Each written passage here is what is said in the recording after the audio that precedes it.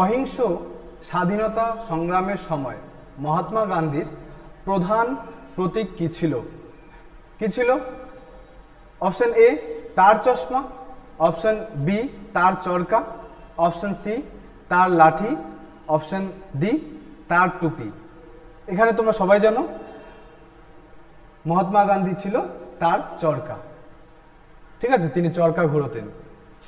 তারপর গান্ধীকে নিয়ে যদি আমরা দু একটা আলোচনা করি, গান্ধী 1893 সালে কোথায় যান? না সাউথ আফ্রিকায় যান।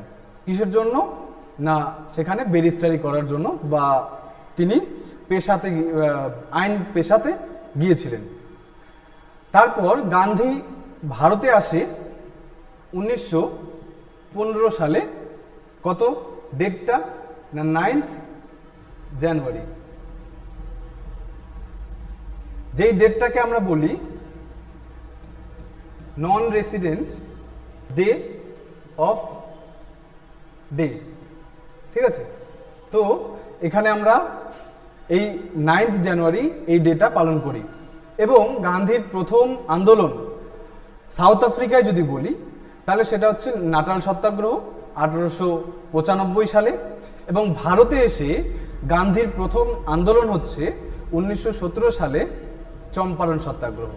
ঠিক আছে, এবং গান্ধী যখন 1915 সালে ভারতে আসেন তখন তার যে সাবরমতী আশ্রম, সেই সাবরমতী আশ্রমের তিনি প্রতিষ্ঠার কাজ শুরু করেন।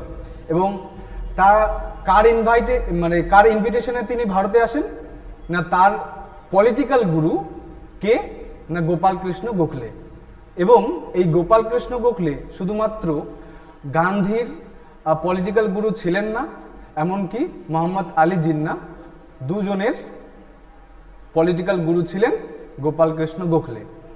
ঠিক আছে, তো এই হচ্ছে আমাদের মহাত্মা গান্ধী। আরও যদি দেখি আমরা, তার প্রথম আন্দোলন আমরা বললাম চম্পারণ সত্যাগ্রহ 1917 সালে। এই চম্পারণ সত্যাগ্রহ কোথায় হয়? না বিহারের চম্পারণ ডিস্ট্রিক্টে। ঠিক আছে, কার ইনভিটেশনে তিনি চম্পারণে গিয়েছিলেন? না রাজকুমার শুক্লা বলে একজন লোক, ভদ্রলোক, তার ইনভিটেশনে তিনি 1917 সালে চম্পারণ ডিস্ট্রিক্টে বিহারে যান। ঠিক আছে, এরপর একের পর এক আহমেদাবাদ মিল স্ট্রাইক, খেদা সত্যাগ্রহ, তারপর আইন অমান্য আন্দোলন, অহিংস অসহযোগ আন্দোলন, খিলাফত মুভমেন্ট, ভারত ছাড়ো আন্দোলন, একের পর এক আন্দোলন গান্ধীর নেতৃত্বে করা হয়েছে।